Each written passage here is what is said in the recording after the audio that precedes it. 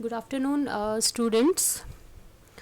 We already have completed the some topics of chapter 2 Indian economy 1950 to 1990.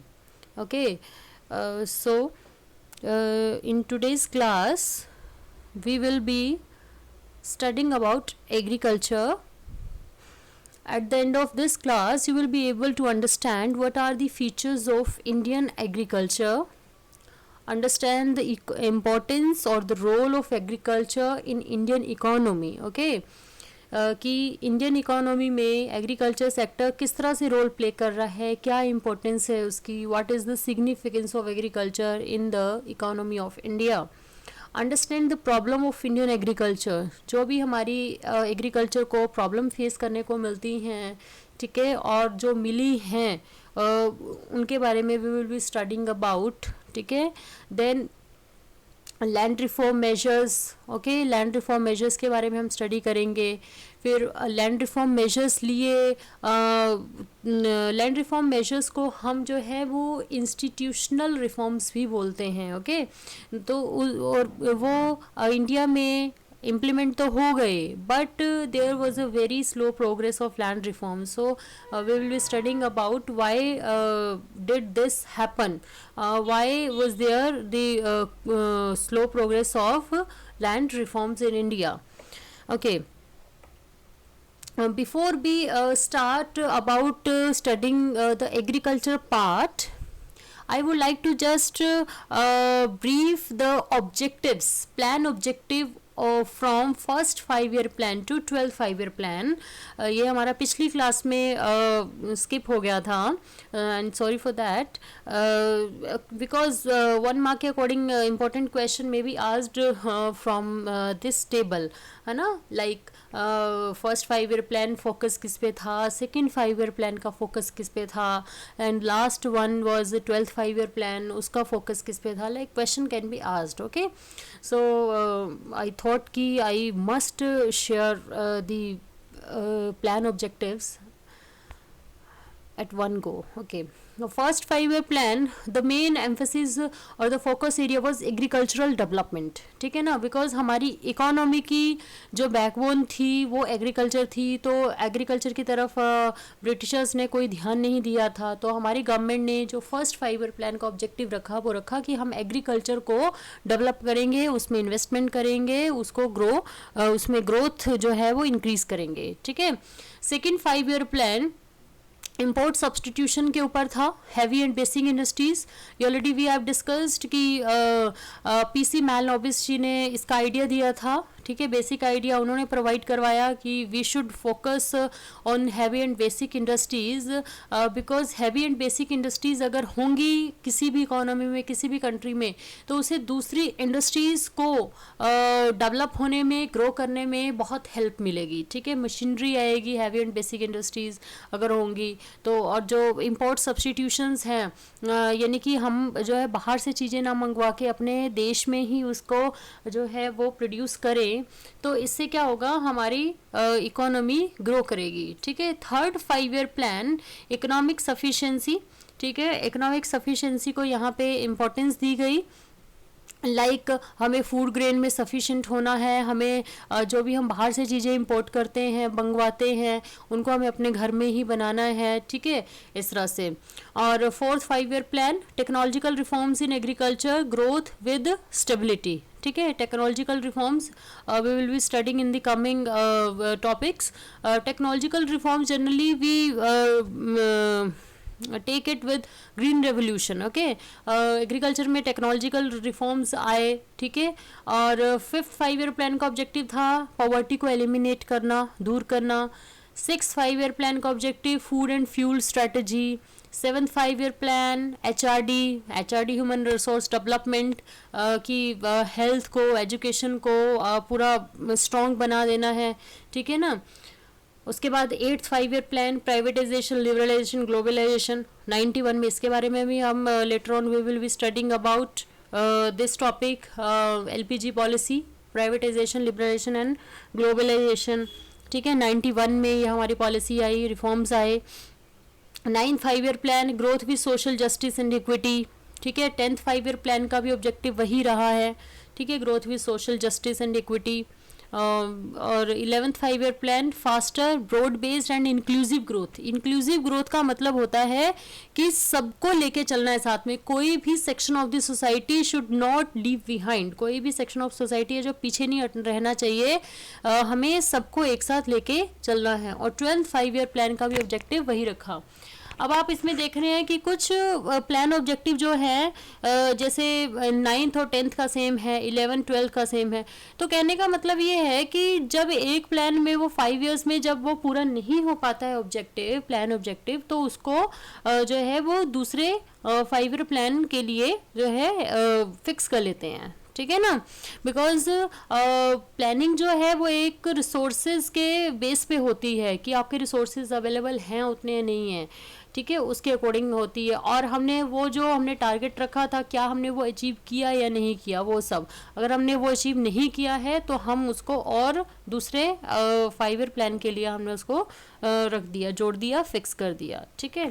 So students, this is all about the plan objective from first 5 year plan to 12th 5 year plan. Now coming to the topic, we will be studying about the Indian agriculture.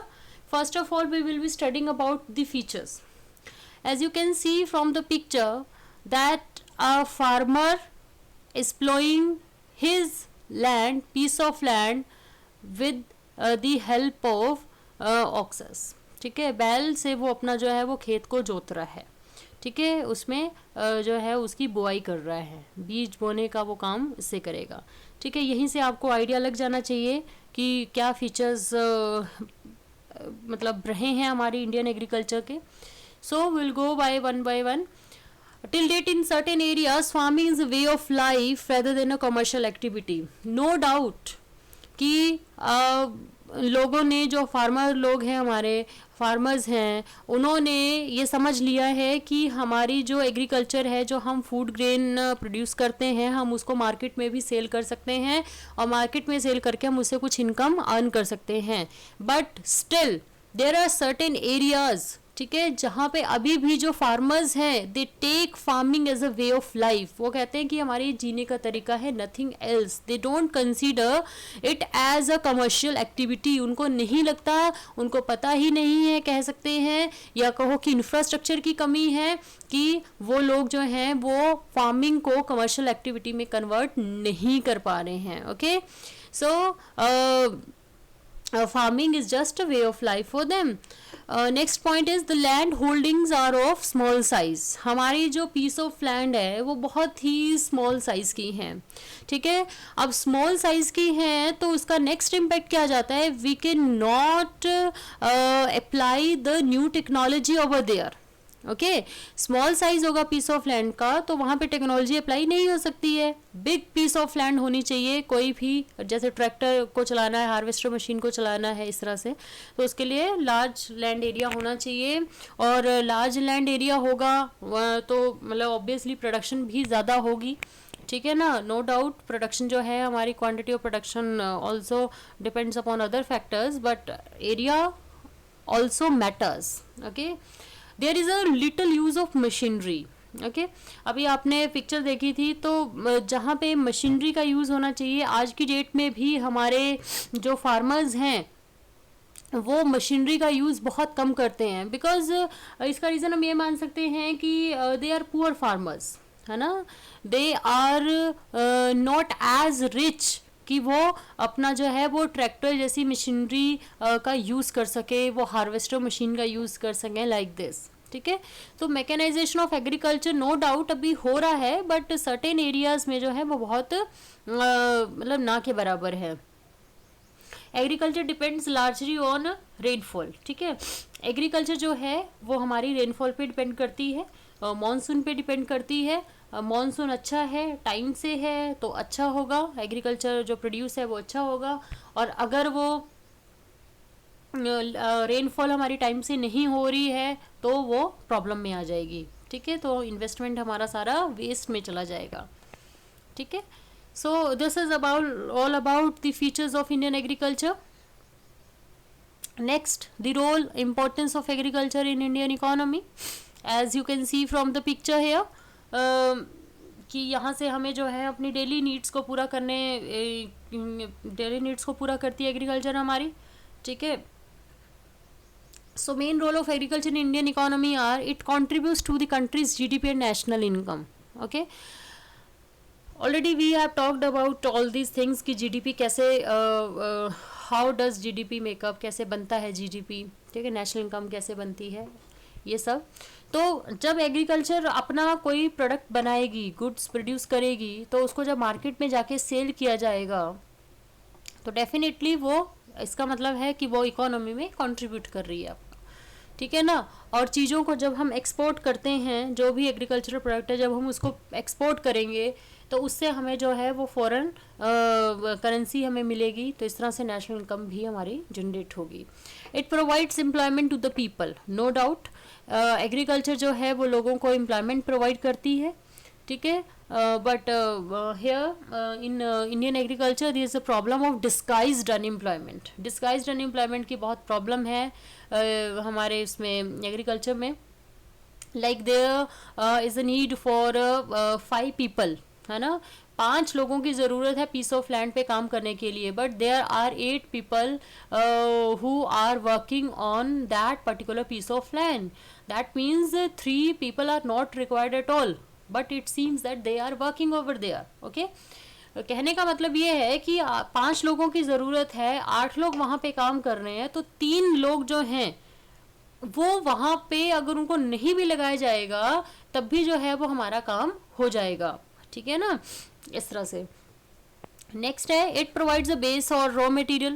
बिल्कुल, कोई भी industries है, ठीक है, जो base मिलता है, जो रॉ मटेरियल प्रोवाइड होता है किसी भी इंडस्ट्री को, वो एग्रीकल्चर से मिलता है, ठीक है. नेक्स्ट है it plays a very significant role in fulfilling the daily needs, consumption needs of the household sector. Household की जो डेली नीड्स होती हैं, कंजप्शन नीड्स होती हैं, वो उसको पूरा करने में बहुत अपना इम्पोर्टेंट रोल प्ले करती है, सिग्निफिकेंट रोल प्ले करती है, ठीक है ना. हम अन्न खाते हैं, अपना रोटी खाते हैं, भोजन खाते हैं, this is all because of agriculture only, because we are getting these things from agriculture only. Okay, I hope the role of agriculture in Indian economy are very clear to you.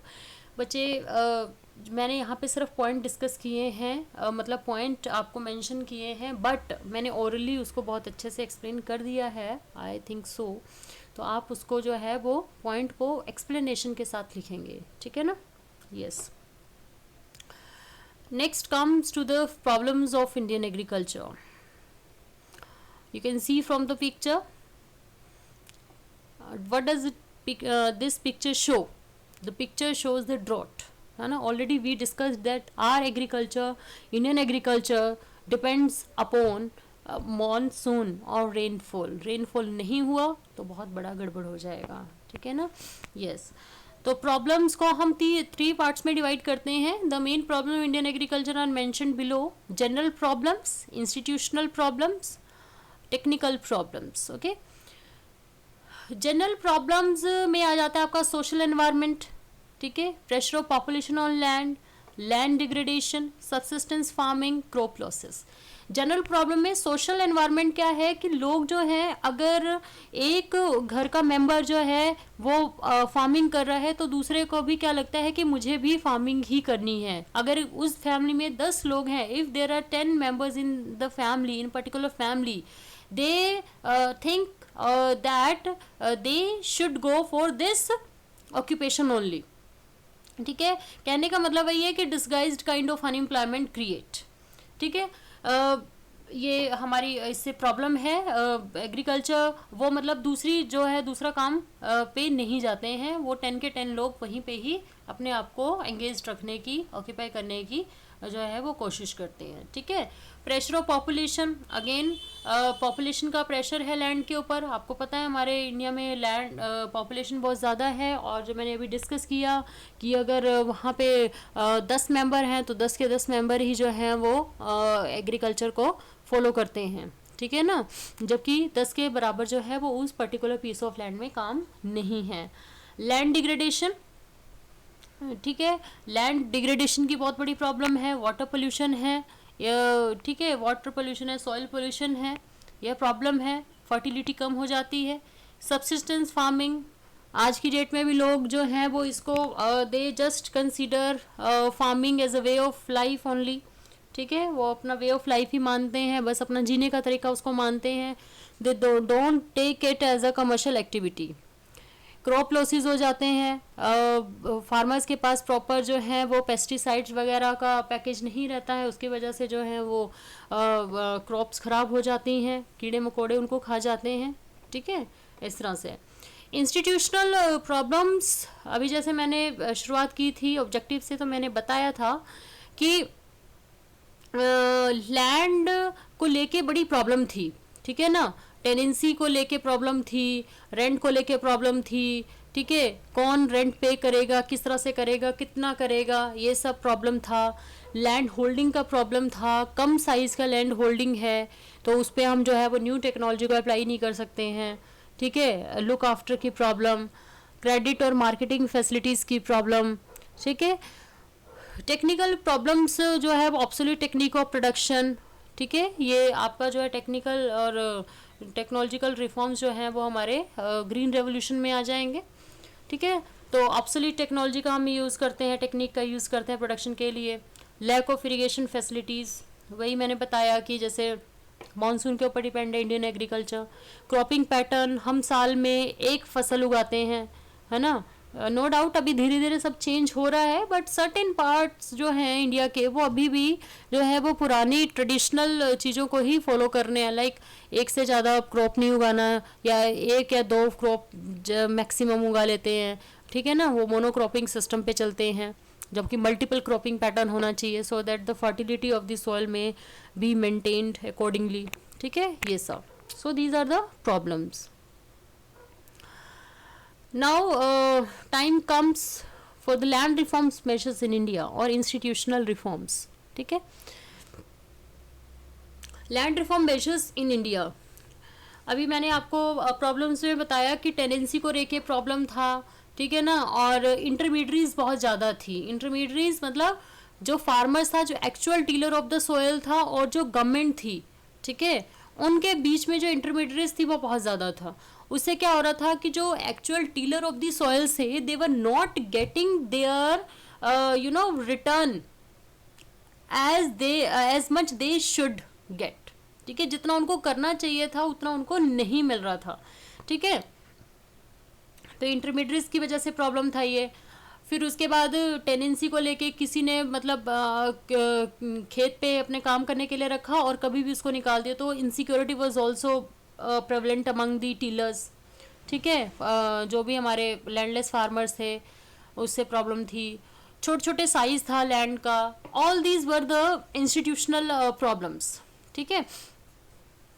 Now government of India in 1960s thought that कि we should take some measures to improve the land related problem, ठीक है। तो उन्होंने अपना जो है land reforms measures जो हैं वो इंट्रोड्यूस करवाए। Land reform were more successful in Kerala and West Bengal, ठीक है। अब देखिए बच्चों, हमेशा ध्यान रखिए एक बात को कि कोई भी चीज़, कोई भी रूल, रिफॉर्म्स, मेजर्स, वो तब तक सक्सेसफुल नहीं हो सकता जब तक जो है उसमें पब्लिक पार्टिसिपेशन ना हो, ठीक है, और जब तक उसमें जो है वो हमारी पॉलिटिकल स्ट्रॉन्ग विल ना हो, ठीक है। सो केरला और वेस्ट बंगाल की गवर्नमेंट ने लैंड रिफॉर्म्स को बहुत अच्छे से इम्प्लीमेंट किया, ठीक है। जो भी पॉलिसी बनी थी लैंड टू द डीलर, है ना, लैंड टू द टीलर्स, ठीक है, लैंड टू द टीलर्स के लिए जो पॉलिसी बनी थी वो इन स्टेट्स की गवर्नमेंट पूरी तरह से कमिटेड थी और उन्होंने उस चीज़ को फॉलो किया, ठीक है। That is why in Kerala and West Bengal land reforms were successful, more successful, okay. So let's take up with the reforms part. What kind of reforms were made? Number 1, abolition of intermediaries, ठीक है। In India, there existed a large army of middlemen like zamindar who used to collect the rent from the actual cultivator and deposited a part of it to the government as land revenue.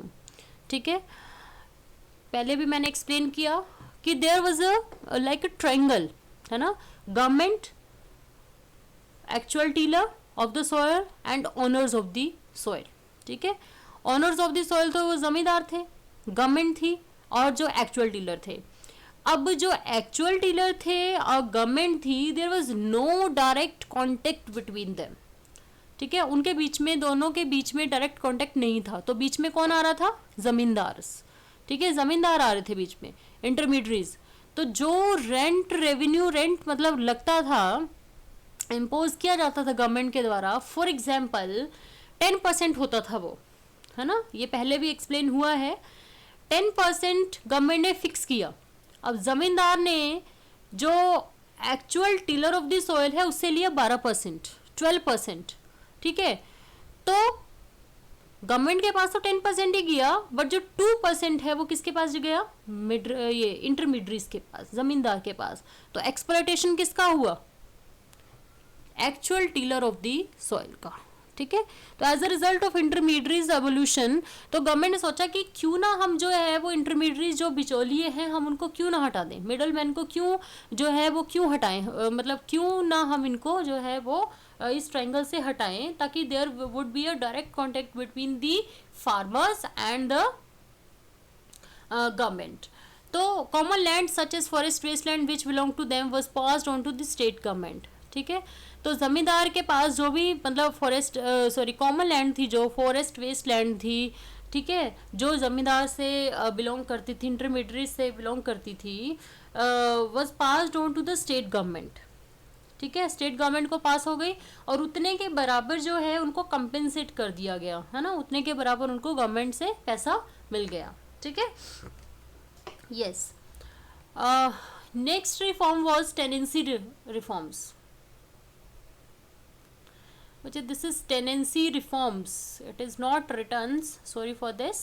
Tenancy reforms. It is a typing mistake. Zamindar did not cultivate land by themselves. They rented it out to the tenants.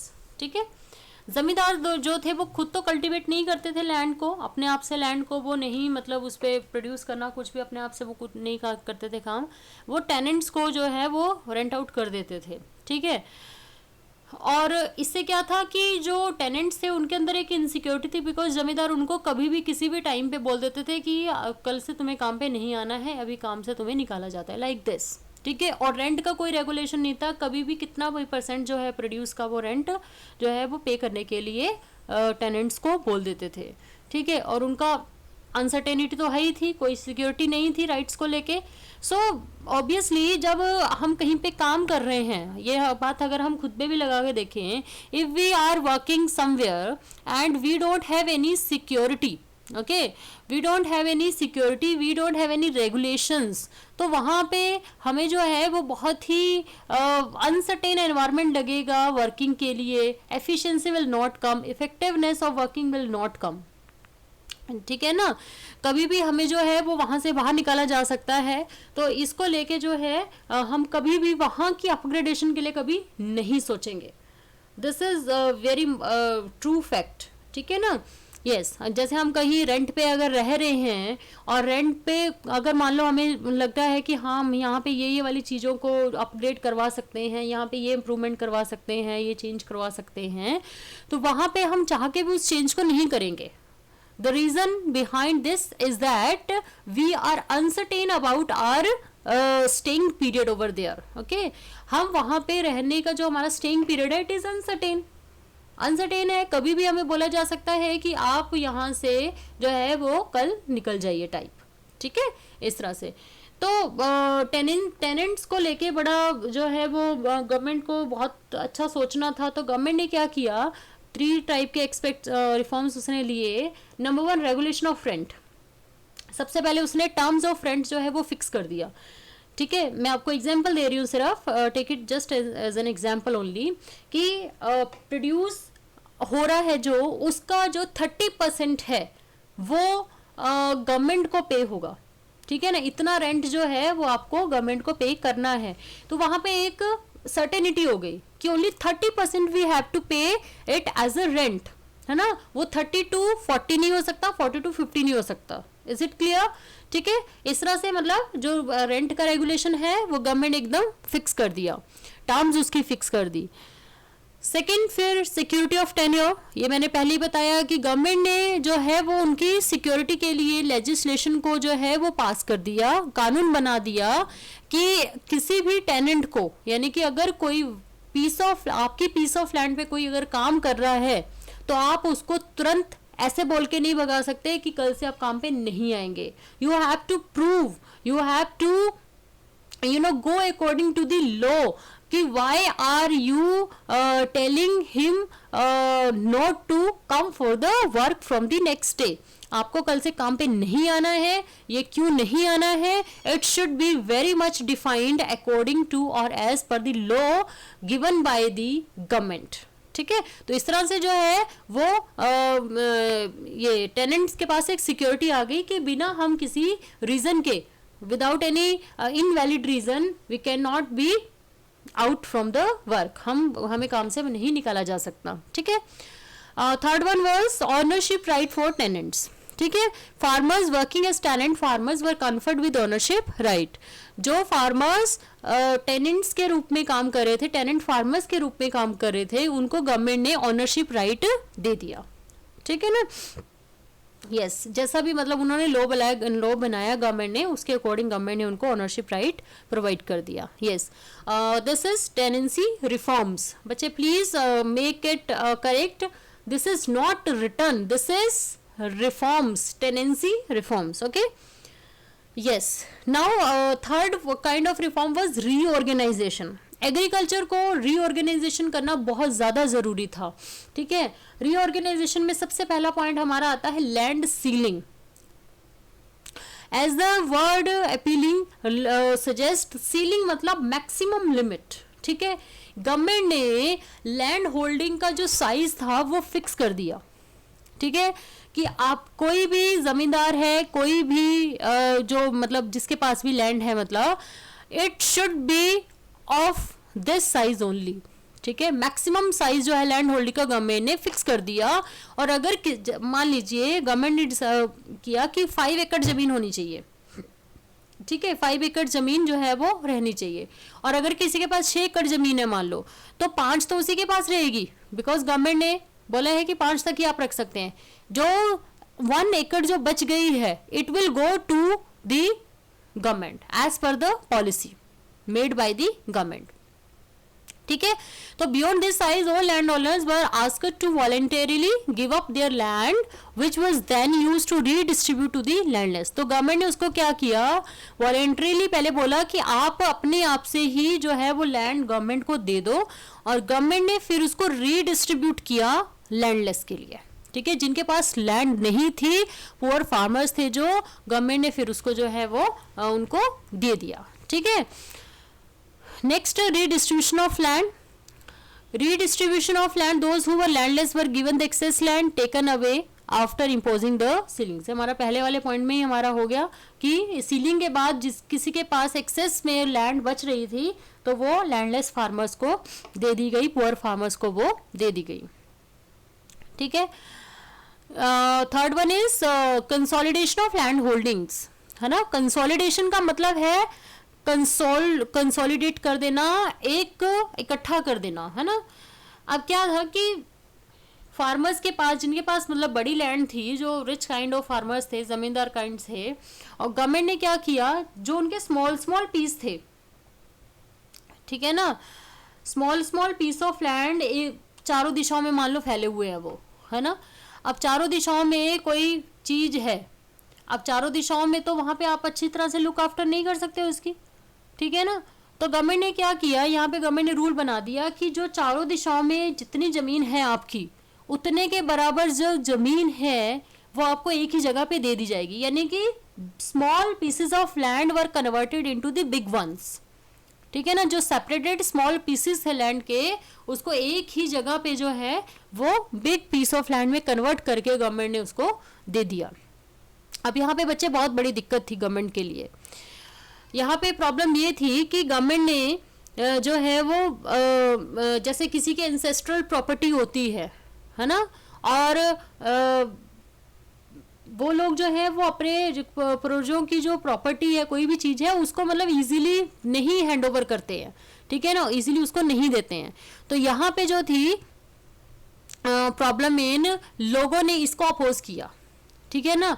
किसी के दादा परदादा ने कहीं पे property ले रखी थी, property in the sense piece of land ले रखा था, तो उसको लोगों ने अपोज किया कि हमारी ये बिल्कुल एंसेस्ट्रल की एक वो याद है, मेमोरी है, and we will not give it up, हम इसको नहीं छोड़ेंगे यहाँ से, ठीक है ना। तो इस तरह से थोड़ी सी प्रॉब्लम हुई।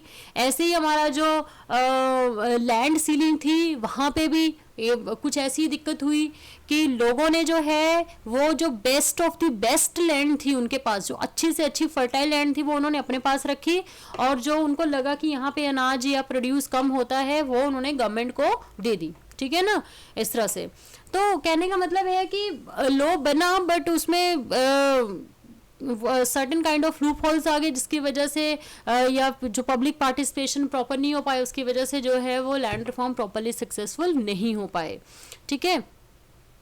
कोऑपरेटिव फार्मिंग जो है आपने शुरुआत में एक पिक्चर देखी है इस टॉपिक के शुरू होने में ही, कि जो लोग हैं वो काफ़ी सारे लोग मिलके बिग पीस ऑफ लैंड पे फार्मिंग कर रहे हैं, ठीक है ना। तो कोऑपरेटिव का मतलब होता है इकट्ठा मिलके कोई काम कर रहे हैं, जैसे cooperative farming was also introduced so that farmer could work together as a large group availing the advantage of large scale cultivation, ठीक है ना।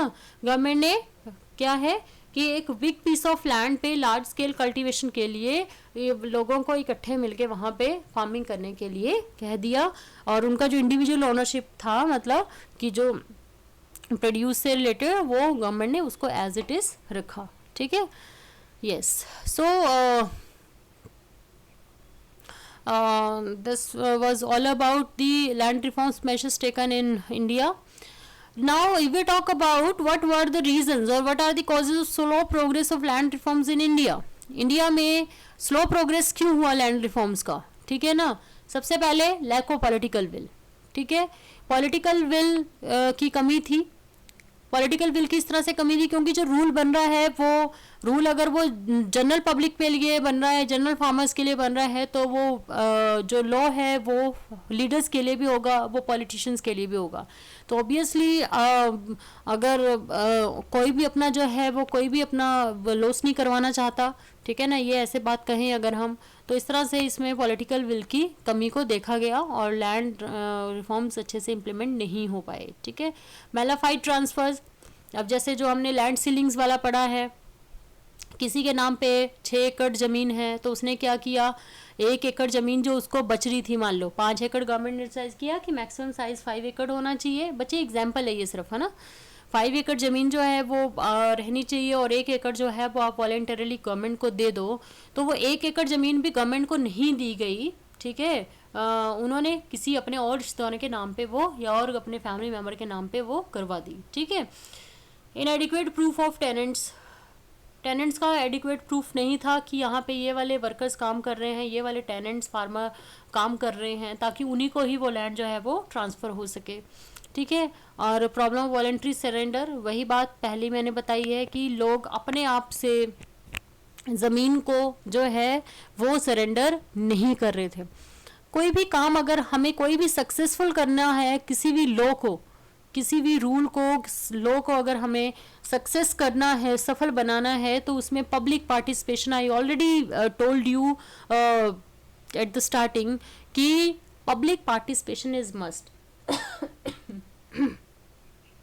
Public participation is must. अगर पब्लिक पार्टिसिपेशन वहाँ पे नहीं हो रहा है तो रूल को, लॉ को इम्प्लीमेंट होने में बहुत प्रॉब्लम आएगी और वो सक्सेस जो है वो इजीली नहीं होगा, ठीक है ना।